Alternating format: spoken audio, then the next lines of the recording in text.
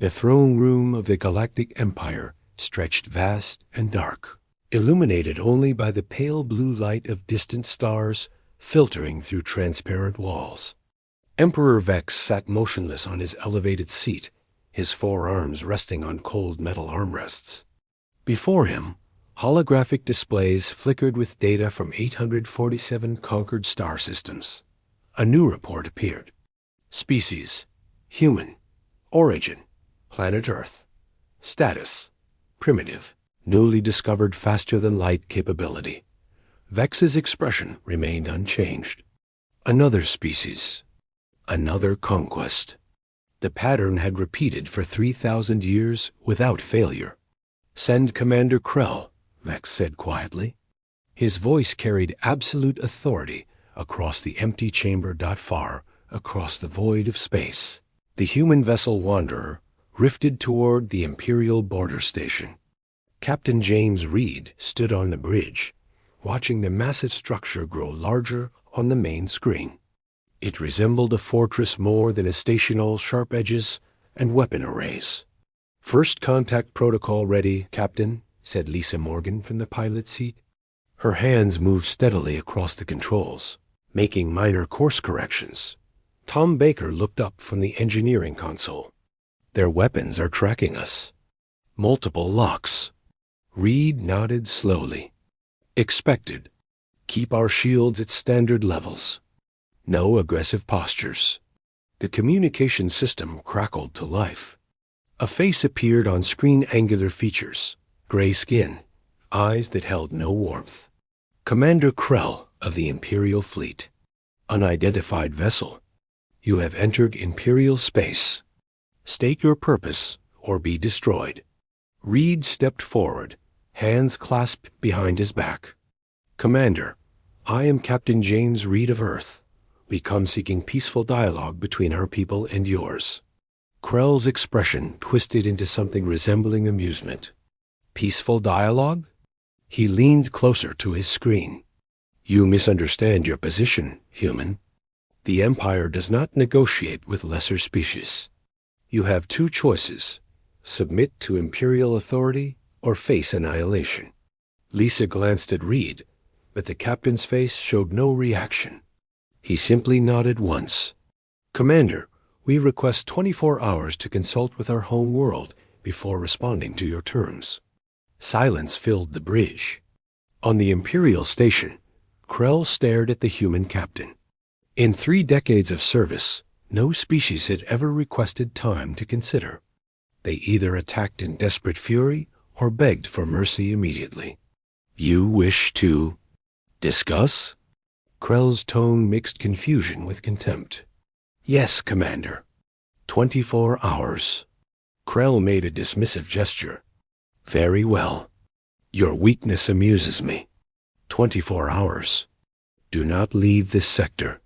The screen went dark. Tom exhaled slowly. "That went well." "He thinks we're afraid," Lisa said. Reed moved to the command chair and sat down. "Let him think that." "Tom, begin detailed scans of their station." "Lisa, analyze their ship movements for the past 6 hours. I want communication patterns, shift changes, weapon deployment speeds." "We're not preparing weapons?" Tom asked. "We're preparing information," Reed replied. "Send a message to Earth. Tell them what we've learned." On the Imperial station, Krell walked through corridors lined with soldiers. Each warrior stood over 7 feet tall, bodies enhanced with genetic modifications for combat. They wore armor that could withstand plasma fire. They trained from childhood in the art of domination. The humans requested time to think.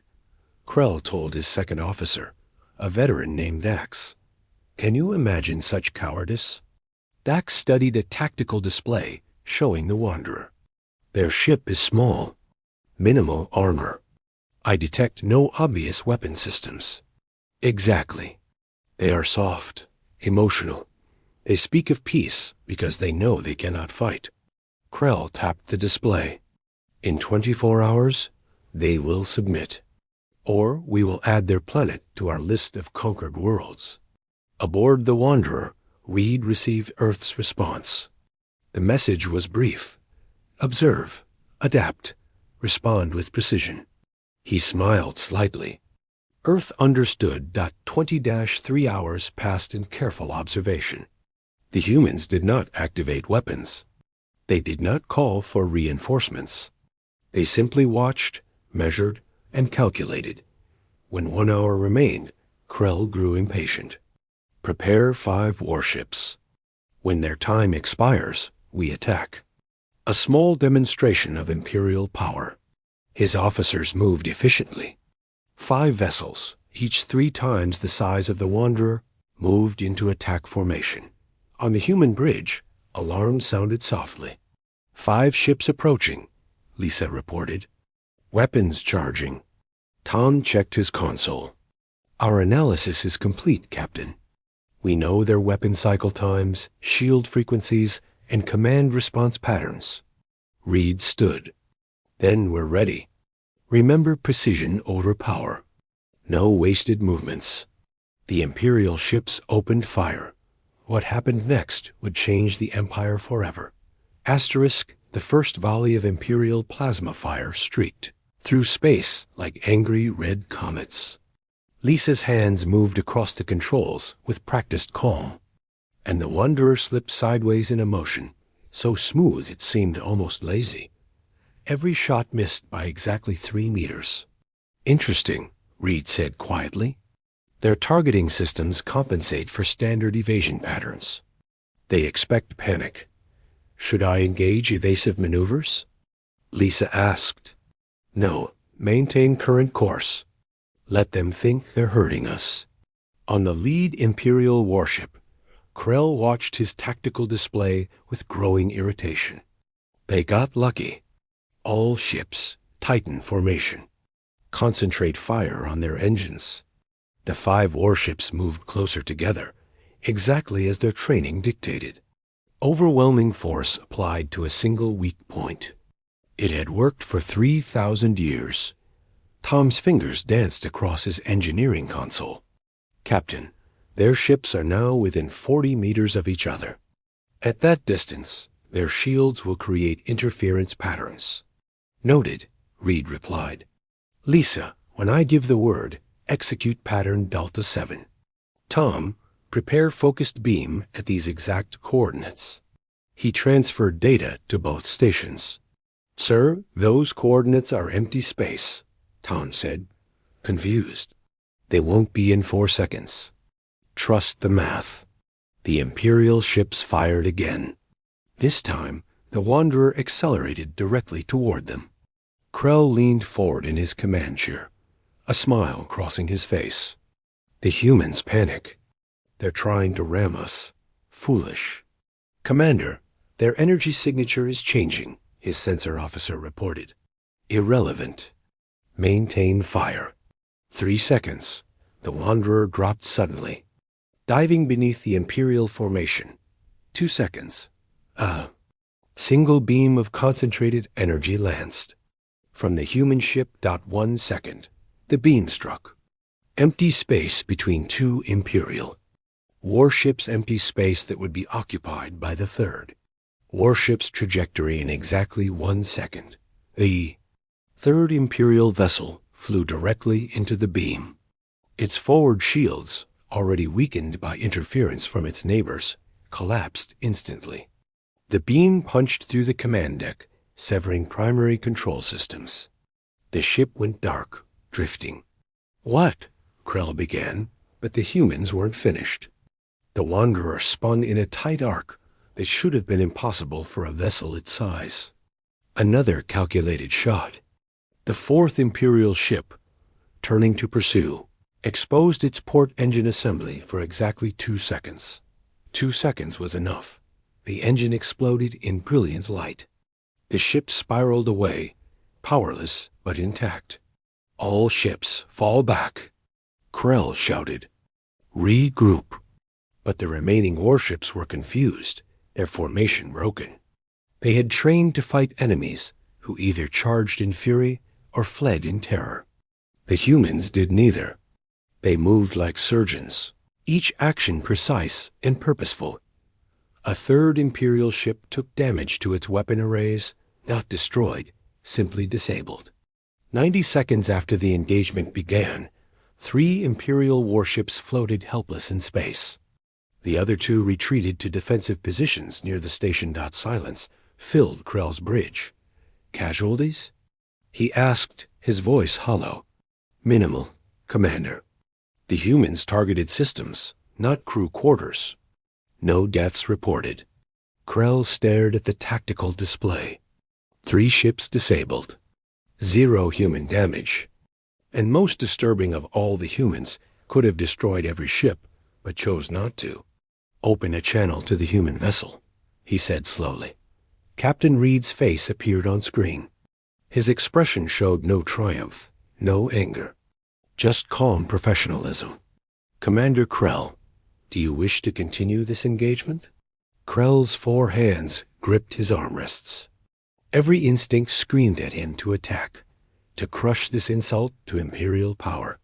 But every tactical bone in his body recognized the truth. He would lose. You? You fight without honor, Krell said finally. You strike from shadows, calculate instead of confronting directly. Reed tilted his head slightly. We fight to end conflicts, not to prove strength. Your soldiers are alive, Commander. Their ships can be repaired. We came seeking peace. That offer remains open. The Empire does not negotiate with species you deem inferior. Yes, you said that. Reed's voice remained steady, almost gentle. But Commander, we just demonstrated we're not inferior. We're different. We can be enemies who destroy each other, or neighbors who learn from each other. The choice is yours. Krell said nothing. For the first time in his military career, he had no response. We're transmitting medical assistance protocols to your disabled ships, Reed continued. Our doctor is available to help with any injuries. Take your time, Commander. Consider carefully. The screen went dark. On the station, Krell stood slowly and walked to the observation window. In the distance, he could see the Wanderer small, unimpressive, yet somehow more dangerous than any enemy he'd ever faced. Sir? Dax approached cautiously. What are your orders? Krell watched as small human repair drones launched from the Wanderer, moving toward the disabled Imperial ships. They were actually helping. After winning, they were helping. Contact Emperor Vex, Krell said quietly. Tell him we have encountered something ... unexpected. Far away on the Imperial throne world, Vex received the message. He read it 3 times, his 4 hands motionless. 3 warships disabled in 90 seconds. 0 Imperial casualties. Human offer of medical assistance. Vex had conquered countless species. He understood fear. He understood rage. He understood desperation. But this? Controlled power. Precise violence. Victory followed by mercy? This was something new. Something the Empire had never encountered. And for the first time in 3,000 years, Emperor Vex felt a small, cold seed of doubt take root in his mind. The humans hadn't shown their full strength. They had shown just enough, which meant they had more in reserve. How much more? Prepare my flagship, Vex said to his attendants. I will meet these humans myself. The quiet strength had spoken, and the Empire was listening. 3 days passed in careful tension. The disabled Imperial ships had been repaired with human assistance, their crews treated with professionalism that baffled the warriors. No gloating, no demands. The humans simply helped and waited. Now, Emperor Vex's flagship emerged from faster-than-light travel at the border sector. The vessel dwarfed everything around it, a massive structure of dark metal and ancient power. Built to inspire fear across the galaxy. Captain Reed stood on the bridge of the Wanderer, studying the approaching flagship. Impressive engineering, he said quietly. It's 10 times our size, Tom observed, his voice tight with worry. Size isn't everything, Lisa replied. Though her hands tensed on the controls, the communication channel opened. Emperor Vex appeared on screen taller than Krell, his 4 arms adorned with symbols of conquered worlds, his eyes ancient and calculating. Captain read, I am Emperor Vex of the Galactic Empire. For 3,000 years, my people have ruled this sector of space without challenge. You are the first species to damage Imperial vessels and live to speak of it. Reed met the Emperor's gaze steadily. Your Majesty, we didn't seek conflict. We defended ourselves proportionally. Proportionally. Vex repeated the word as if tasting something foreign. You could have destroyed those ships. You chose not to. Why?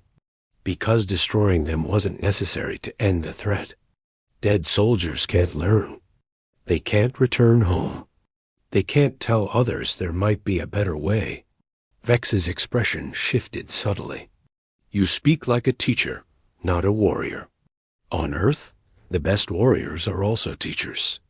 Strength without wisdom is just violence. Violence without purpose is just chaos. For a long moment, Vex said nothing. Behind him, Reed could see Imperial advisors watching intently. This conversation would be recorded, analyzed, discussed in throne rooms across the Empire. The Empire has endured because we are strong, Vex said finally. We take what we need. We crush resistance. This is the natural order of the universe. With respect, Your Majesty, that's one philosophy. Not the only one. Reed gestured to his crew. Humans survived on Earth not because we were the strongest species. We weren't. We couldn't fly like birds. We couldn't swim like fish. We couldn't run like predators. But we learned to cooperate, to adapt, to turn challenges into opportunities. Cooperation is weakness. It requires trusting others. Cooperation is strength multiplied. Yes, it requires trust. Trust is a risk, but the reward is civilization itself. Vex leaned forward slightly. Your words are interesting, Captain, but words are cheap. The Empire respects only demonstrated power. You damaged 3 ships. This proves you can fight. It does not prove you can survive what comes next. Reed nodded slowly. You're right. Let me demonstrate something else then. He turned to Tom. Show the Emperor our home-world data. Tom transferred files to the Imperial flagship. Vex's screen filled with images of Earth-vast oceans, green continents, cities that sparkled with light. Your planet appears pleasant, Vex said carefully. It is, but it wasn't always peaceful. Centuries ago, humans fought each other constantly. Wars that killed millions. Weapons that could destroy entire cities in seconds. We nearly exterminated ourselves. Then you are not as peaceful as you claim. No, Your Majesty. We're not naturally peaceful. We chose peace. That's harder. That takes more strength than fighting. Reed's voice grew quieter but more intense. We learned that victory through destruction leaves everyone weaker. Real strength is building something that lasts. Creating instead of taking. Protecting instead of conquering. Vex studied the human captain for a long moment. You believe the Empire should abandon 3,000 years of tradition? Become soft like you? I believe the Empire is strong enough to evolve. The universe is infinite, Your Majesty. Infinite resources. Infinite possibilities. Why spend energy conquering 800 systems when you could spend that energy building 8,000 partnerships? Because partners can betray you. So can conquered subjects. Fear creates loyalty that lasts only until someone stronger appears. Respect creates loyalty that endures. Reed paused. Your Commander Krell is a capable warrior. Do you think he's loyal because he fears you, or because he respects what the Empire could be? The question hung in the air. Vex's expression revealed nothing, but Reed noticed the Emperor's 4 hands had relaxed slightly on his throne's armrests. "You are either very wise or very foolish, Captain Reed," Vex said finally. "Perhaps both. The Empire does not make decisions quickly. We will observe your species, study your methods. If you prove to be a threat, we will respond accordingly. And if we prove to be potential allies, then perhaps in time the galaxy may change."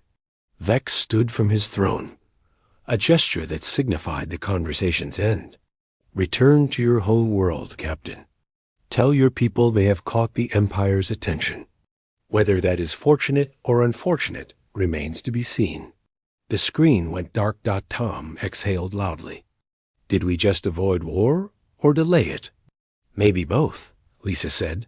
Reed returned to his command chair, a small smile crossing his face. "We planted a seed. Seeds take time to grow, but they do grow." On the Imperial flagship, Vex stood at his observation window, watching the small human vessel turn toward home. Around him, his advisors waited for orders. "Your Majesty?" One ventured carefully. "Should we pursue?" "The humans showed weakness by leaving." "They showed wisdom," Vex corrected quietly. "They won their battle and left before pride could turn victory into disaster. That is not weakness." He turned from the window. "Begin a full study of human history, culture, and military capabilities. I want to understand what created a species that fights like scholars and speaks like philosophers. Should we prepare for invasion of their world?" Vex was silent for a long moment.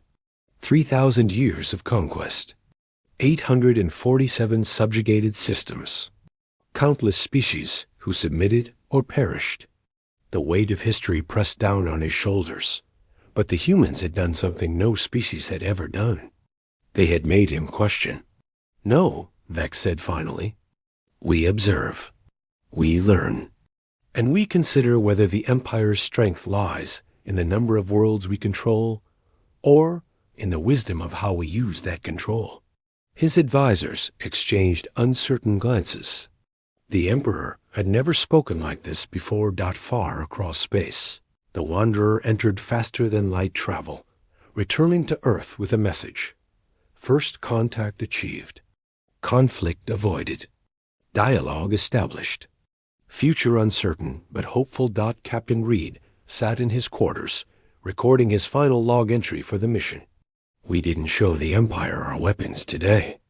We showed them our principles. Time will tell if that was enough. But I believe the quietest strength is the one that doesn't need to prove itself constantly. The one that acts with precision, speaks with honesty, and walks away when the battle is won. That's what it means to be human. Not fearless, not perfect, but thoughtful, measured, and ultimately hopeful that even the oldest empires can learn new truths." He closed the log and looked out at the stars rushing past. The Empire had learned what quiet strength really means. Whether they would embrace that lesson or reject it remained to be seen. But the conversation had begun. And sometimes that's all you need to change the universe. The end. Asterisk.